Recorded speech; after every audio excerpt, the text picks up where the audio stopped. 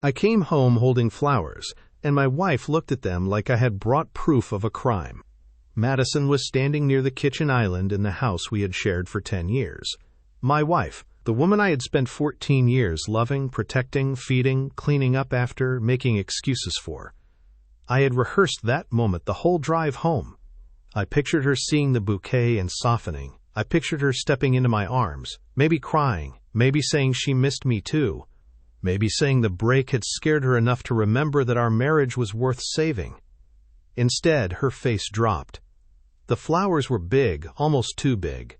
I had bought them from the expensive grocery store near my parents' house because I wanted them to look like effort. Pink lilies, white roses, little sprays of purple tucked between them. I remember gripping the paper around the stem so tightly that my thumb started to ache. "Hey," I said. Madison gave me a small smile that didn't reach her eyes. "Hey." I stepped closer and hugged her anyway. Her body stayed stiff. I kissed the side of her neck, because that used to be our place. Years earlier, she would laugh and push me away and tell me I was impossible. This time, she just stood there, breathing shallowly through her nose. "I missed you," I whispered. "I hated being gone." She didn't say it back. That should have stopped me. It didn't. I was too full of hope, and hope can make a fool out of a grown man. "I thought a lot," I said, pulling back just enough to look at her. "I know I haven't always handled things right. I know my anxiety can be a lot. I know I get stuck in routines. I wrote stuff down, things I can work on. I really want us to fix this." Madison looked past my shoulder toward the living room. Then she said, "There's something I need to tell you." My hands went cold around the flowers. She folded her arms and stared at the floor. "I met someone at work." The house went quiet in that strange way houses do when they are about to become memories. "His name is Shane," she said. "He was on that project I told you about, the one with the vendor rollout." I waited for the rest, 'cause some part of me already knew there was more. "I saw him while you were gone," she said, "during the break." My throat tightened. "Saw him how?" She swallowed. "We kissed." The flowers slipped lower in my hand. "Only kissed?" I asked. Madison nodded too fast. "Only kissed." I believed her because the truth would have destroyed the last version of me still trying to be her husband. For years, people thought Madison and I had the kind of marriage that made sense. We had a nice house on a quiet street outside Pittsburgh. We had 5 pets, which meant there was always fur on something, even right after vacuuming. We took anniversary trips. We remembered birthdays. We had inside jokes from our 20s that nobody else would understand. From the outside, we looked stable. Inside that house, I was the engine. I worked long shifts at a packaging plant, usually 12 hours, sometimes 13. The kind of shifts where your feet hurt before lunch and your shoulders still felt tight when you woke up the next morning.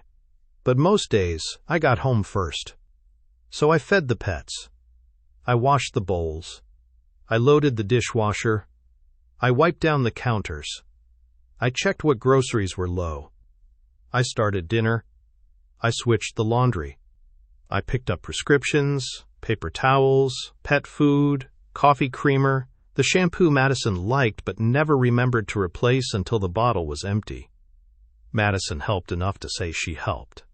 She would cook once or twice a week. She would feed the cats if I was running late. She would sweep when the fur got bad enough to annoy her. But the rhythm of the house was mine. The invisible checklist was mine. If I asked her to do more, she said, "Your standards are the problem, Warren." And maybe some of them were. I liked things orderly. I liked knowing the pets had fresh water and the fridge had food, and the laundry wasn't turning sour in the washer. I had anxiety, and routines made me feel like the walls were not closing in. Madison learned that language and used it like a key. "You're making this about control. You can't relax. You choose to do all that." So I chose it harder. That was the stupid part. I thought if I carried enough, she would feel safe. I thought if I asked for less, she would eventually give more. I thought endurance was love. When Madison had medical problems, I stayed steady. She had surgeries for fibroids, later a hysterectomy. I took time off work, changed bedding, kept track of medication times, and sat in waiting rooms pretending I wasn't scared. When she told me she thought she was asexual, I accepted it. I don't mean I was perfect about it. I had nights where I stared at the ceiling beside her and felt loneliness crawl over me like cold water. I had mornings where I missed being wanted so badly I felt ashamed of myself. But I stopped asking. I told myself her truth mattered more than my frustration.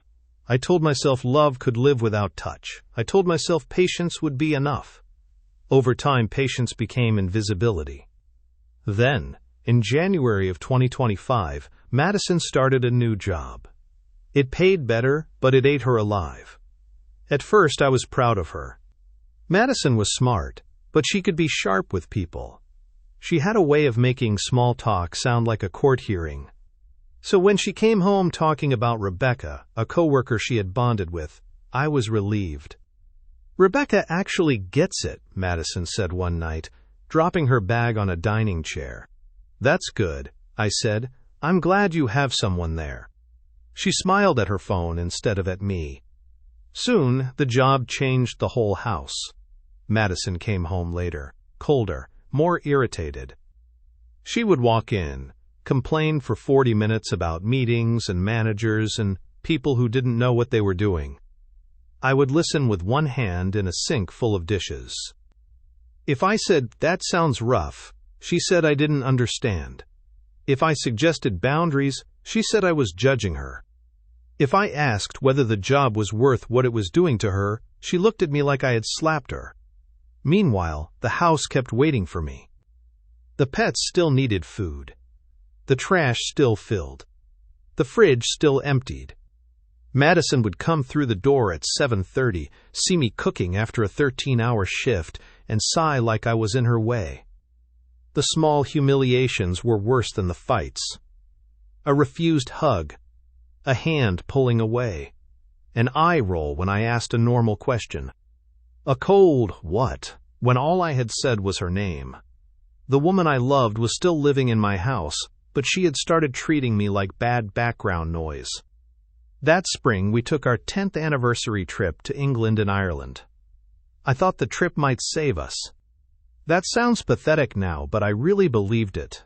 I thought if I got her away from work, away from chores, away from the house, maybe she would remember me. The time change wrecked me. I slept 1 to 3 hours most nights. I would wake up in hotel rooms while Madison breathed softly beside me, and I would sit by the window with my phone dimmed, trying guided meditations so I wouldn't ruin the day. There were good moments. A rainy walk through York. A tiny pub in Dublin where Madison laughed at something the bartender said. A quiet dinner where candlelight made her look like the woman I married. On our anniversary, she became warm in a way I had not felt in years. She touched my hand first. She leaned against me on the walk back to the hotel. That night, she allowed a closeness she had shut away for so long that I barely knew how to move toward her without feeling like I was asking for too much. I cried in the bathroom afterward, silently with the fan on. Not because I was sad, because I thought my marriage had come back. When we returned home, Madison got colder than before. That was when something in me started to understand, even if I wasn't ready to say it. The trip had not proved our marriage was healing. It proved Madison could still perform love when it suited her. The Sunday before Labor Day was the day the thread finally snapped. Madison was sweeping the living room. The sun was starting to fade through the blinds, striping the floor in orange lines. We had planned to maybe watch a movie, maybe order dinner, maybe have one normal evening. I was sitting at the kitchen table, exhausted, trying not to hover. After a while, I asked, "Are you almost done?" My voice was soft. I wasn't angry. I just wanted to know if we still had a night. Madison stopped sweeping. Then she rolled her eyes. It was tiny. It was nothing. It was everything. That eye roll carried 10 years of contempt. 10 years of me asking for scraps and being treated like I was greedy for wanting them. I looked at her and felt something inside me go still. "Do you want a divorce?" I asked. Madison didn't gasp. She didn't drop the broom. She didn't rush over and say, "No, Warren, of course not." She leaned on the handle and looked toward the window. "I think maybe we need a break." "A break?" "Just a few days apart, to clear our heads." I stared at her. Where would I go? Your parents' house, maybe. Of course. I would leave the house I maintained. I would leave the pets I fed. I would leave the bed where I had been lonely beside her for years. And I agreed. Because I still thought space might save us. The first 3 days at my parents' house broke me in a quiet, embarrassing way. I was 39 years old, sleeping in my old room, trying not to let my mother hear me crying through the wall. During the day, I went to work and acted normal. At night, I sat on the edge of the bed with a notebook and wrote down every way I could be better. Listen more. Complain less. Don't make her feel pressured. Be more patient. Give her room. Stop taking things personally. I read the list over and over like it was a spell. After 3 days, I texted Madison. "Do you want to go on a small adventure date this weekend?" Nothing heavy, just us. The typing bubble appeared, then disappeared, then appeared again. Finally, she replied, "I think I need another week." I set the phone face down and pressed both palms against my eyes. That second week nearly gutted me. But grief has a strange way of dressing itself up as devotion. Instead of getting angry, I became more determined. I told myself missing her meant I still loved her. I told myself the pain meant the marriage mattered. By the end of the break, I bought those flowers and drove home ready to fight for her. Madison had spent the break doing something else. After she told me about Shane, I didn't yell. I wanted to. My body wanted noise. My chest felt packed with broken glass. But my first instinct was still to save the marriage. "So what now?" I asked. Madison rubbed her arms. "I don't know. We should go to counseling." She nodded, but her face looked relieved, not sorry. Like the confession had been a chore she had finally finished. "Okay," she said, "counseling." That night, I walked through the house like I was seeing a crime scene. The kitchen, I kept clean. The pet bowls lined up by the wall. The pantry I stocked. The couch where Madison had leaned against me less and less until there was always space between us. The garden tools by the back door because I had protected her gardening time like it was sacred. I did the errands, cooking, and pet care so she could spend hours outside with her flowers and raised beds. Then I stood in our bedroom. That room hurt the worst. For years, Madison had told me desire was not part of her. I had built my life around that truth. I had swallowed my own needs until they barely had a voice. Now there was Shane. I did not hate her for having a complicated body, or changing feelings, or even for not wanting me the way I wanted her. I hated that she let me make peace with loneliness while she looked for excitement somewhere else. A few days later, Madison went to stay with Rebecca. She said she needed to think. By then, I had learned that when Madison said think, she usually meant avoid consequences until someone else makes the decision feel less like mine. When she came back, she looked wrecked. No makeup, hair pulled back too tight, phone clutched in her hand. "We need to talk," she said. I was standing by the sink, washing one plate, my plate. I turned off the water. "What is it?" She stared at the floor. It wasn't just a kiss. The room seemed to tilt. I gripped the edge of the counter. She kept talking because silence would have been harder. "I slept with him." I nodded once, but I didn't feel like I was inside my body. "And," her voice cracked, "I think I love him." That was the moment the old Warren died. Not loudly. There was no dramatic speech, no chair thrown, no begging. Just a clean snap somewhere behind my ribs. I dried my hands on a towel and looked at her. "If we're going to counseling," I said, "will you cut him off?" Madison's mouth tightened. I can't just do that. The answer landed harder than the affair. Because the affair told me what she had done. The refusal told me what she still expected. She wanted me available while she kept her fantasy alive. She wanted counseling with one hand and Shane with the other. She wanted me to keep standing in the role of husband while she auditioned someone else for the parts she liked better. I folded the towel and set it on the counter. "Okay," I said. Madison blinked. "Okay?" "Okay." She looked confused, almost offended. She had prepared for anger. She had prepared for pleading. She had prepared for jealousy. She had not prepared for me to stop applying for the job. My revenge began with dinner. The first night, I cooked for myself. Nothing dramatic, just chicken, rice, and vegetables. I made one plate, washed one pan, and put my leftovers in a container with my name on it.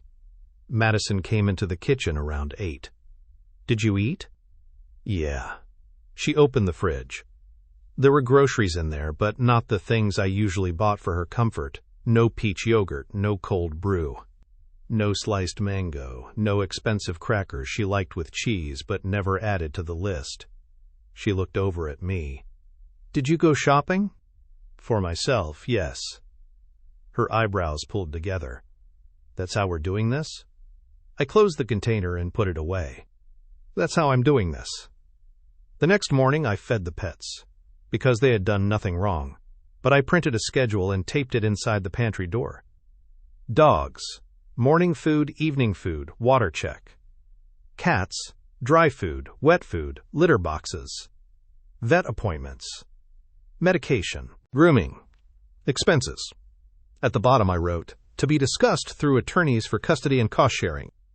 Madison stood there reading it with a pale face. "You're making a pet custody schedule?" "I'm making sure they're cared for." "There are pets." "Yes," I said. "That's why it needs to be clear." The dishwasher stayed full of her dishes. Her laundry stayed where she dropped it. When she came home complaining about work, I walked out of the room. The first time I did it, she followed me down the hallway. "Seriously?" I turned near the bedroom door. "What?" "I'm talking to you. I'm not your place to unload anymore." Her face hardened. "So now you're punishing me." "No," I said. "I'm removing services." That word hit her strangely. Services.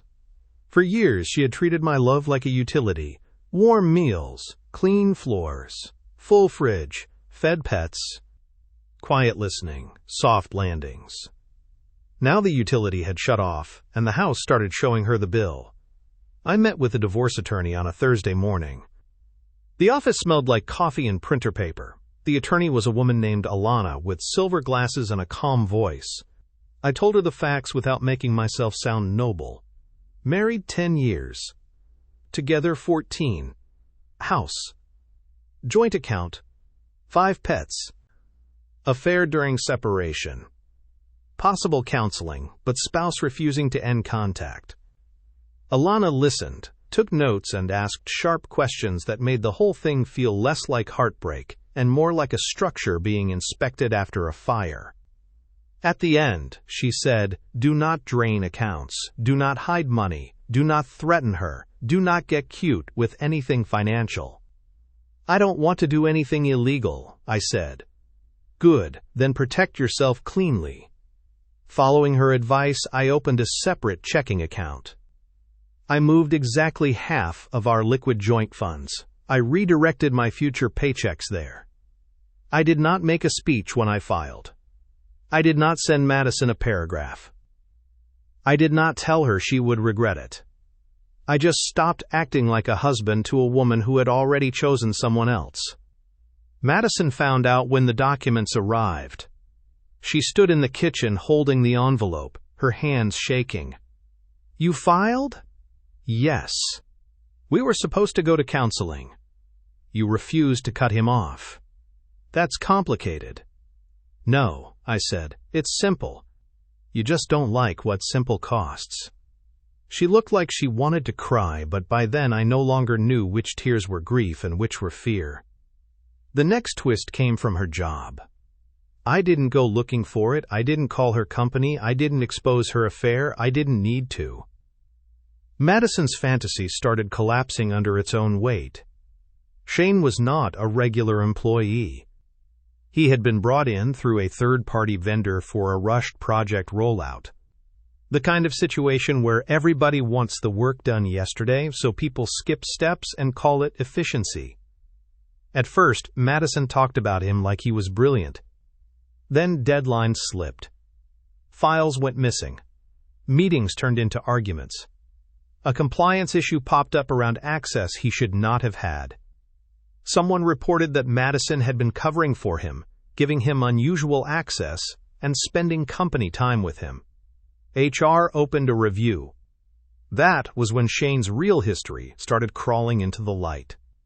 I heard most of it from Madison herself during one of her panic spirals, and the rest came later through mutual friends who still worked near that circle. Shane had a record: robberies at multiple Dollar General stores, a DUI, evading police, a firearm charge. And the details so ridiculous I almost didn't believe it. People had called him the Lollipop Bandit. Apparently, one of the robberies involved him grabbing candy on the way out, and the name stuck in the local news. When I heard that, I didn't laugh. I wanted to. Some bitter part of me wanted to sit down and laugh until my ribs hurt. But it hurt too much. Madison had not thrown away 14 years for some great love story. She had risked her marriage, her job, her house, and her stability for a reckless contractor with a stupid nickname and a trail of bad decisions. That was when I finally understood something. She hadn't traded me for someone better. She had traded me for the feeling of being chosen by someone who didn't know the cost of keeping her. HR did not punish Madison for cheating. That part mattered. She lost her job because of work. Messages sent during company time.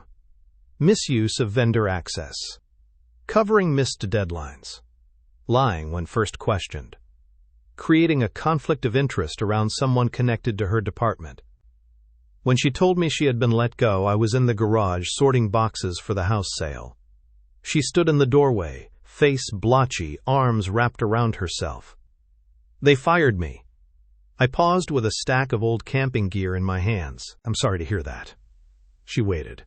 I think she expected more. Panic, comfort, a plan. The old Warren would have set down the boxes, made tea, sat with her, asked who she had called, helped update her resume, checked the budget, absorbed the fear. I put the camping gear into the donation pile. Did they give you paperwork? Her mouth opened slightly. That's all you have to say? What else do you want me to say? I just lost my job. I heard you. You're being cruel. I looked at her then. No, cruel would be pretending I'm still responsible for fixing the damage. Her family pulled back slowly. At first they believed her version. Madison told them I was cold. Controlling. Impossible to live with. She hinted that my anxiety had suffocated her. She made the break sound mutual and the affair sound like a symptom instead of a choice. I didn't chase them with my side. I had no interest in begging an audience to believe me. But Madison kept asking them for money, kept blaming me, kept acting like the divorce was happening to her instead of because of her. Eventually, even her sister stopped answering every call. The house had to be sold. That hurt more than I expected. I hated what the house had become, but I had loved what I thought it was. I had painted the guest room, built shelves in the garage, repaired the back fence twice, planted the small maple near the walkway because Madison said the front yard needed something living. Her garden suffered first. Without me picking up the slack, it turned wild around the edges. Tomato cages leaned, weeds pushed up between the stones. A clay pot cracked near the hose and sat there for weeks because nobody moved it. One evening, I watched Madison stand in the backyard staring at it. For years, I had protected that garden for her. Now it looked exactly like the rest of her life, without invisible labor holding it up. I started rebuilding in small, ordinary ways. No movie montage, no sudden glow-up where pain vanished because I bought new shoes. I went to therapy and cried in a room with beige walls. I started working out, badly at first. 10 minutes on a treadmill felt like punishment. Yoga made me realize my body had been clenched for years. I reconnected with friends I had quietly drifted from because home always needed something. One of them invited me to play music on Wednesday nights with a loose group of guys at a small bar that smelled like fried food and old wood. I brought my guitar the second week. My hands shook during the first song. By the third week, I remembered I had existed before Madison. Still, healing was not clean. There were nights I almost texted her a picture of something funny the dog did. There were mornings I woke up and reached across the bed before remembering nobody was there. There were moments where guilt rose in me like a reflex. Madison would text, "The grocery order is messed up, did you change the usual list?" Or, "The vet called, I don't know what they need." Or, "Can we just talk like normal people for once?" Every time, I asked myself the same question. Would I be doing this from love or from training? That question saved me. Because a lot of what I had called love was training. Training to smooth her moods. Training to predict her needs. Training to apologize for wanting anything. Training to run toward the sound of her discomfort. So I stopped running. The final conversation happened in the half-empty living room. Boxes lined the wall, the couch was gone, every sound had a hollow edge. Madison came in holding her phone, looking smaller than I remembered, not physically, just less certain. "Can we talk like adults?" she asked. I was wrapping a framed photo in newspaper. It was from Ireland, taken by a stranger near the water. In the picture, Madison's head was tilted toward mine, and I looked happy enough to be fooled. I said it in the box. "We can talk." She rubbed her thumb along the side of her phone. "I don't know how I'm supposed to do all this." "All what?" "The house, the money, the pets, finding work, everything." I waited. She looked toward the kitchen. "I know I hurt you." That was the closest she had come to saying it plainly. "But I was confused," she added. "I felt trapped. I just needed space." There it was. Space. The word she had used to open the door and pretend she had not invited someone else inside. I looked at the room around us, the house we had built, the life I had carried, the woman who had mistaken my patience for weakness because I had been quiet while breaking. "I gave you space," I said. Her eyes filled. "You don't have to be like this." "Like what?" "Gone." That word stayed between us. Gone. For months, she had practiced life without me, while using every benefit of my presence. Now that I had truly stepped away, she finally understood the difference. She wanted me to insult Shane. I could feel it. She wanted me to ask if she still loved him. She wanted jealousy, anger, proof that some part of me was still orbiting her. I gave her nothing to hold. She wiped her cheek. "I just needed a break, Warren." I picked up the tape dispenser and sealed the box. Then I looked at my wife for what felt like the last real time. "You asked for a break," I said. "I'm giving you one." The divorce kept moving. The house sale moved forward. The pets were handled through the legal process, with schedules, expenses, and custody written down instead of assumed. Madison became someone from my past slowly, then all at once. I still grieved the 14 years. I did not pretend they meant nothing. They mattered. That was why it hurt. That was why leaving felt less like walking away and more like pulling roots out of my own chest. But I stopped mistaking grief for obligation. I used to think love meant carrying everything quietly enough that nobody noticed I was struggling. But after Madison's confession, the silence in that house started telling the truth. I had spent years protecting her from stress, loneliness, chores, consequences, and even herself. The hardest part was not leaving her. It was admitting that I had already been alone for a long time. And once I stopped reaching for someone who kept pulling away, I finally had both hands free to rebuild my own life. If this story hit a nerve, like the video and subscribe for more stories about betrayal, consequences, and the quiet moments someone finally chooses themselves.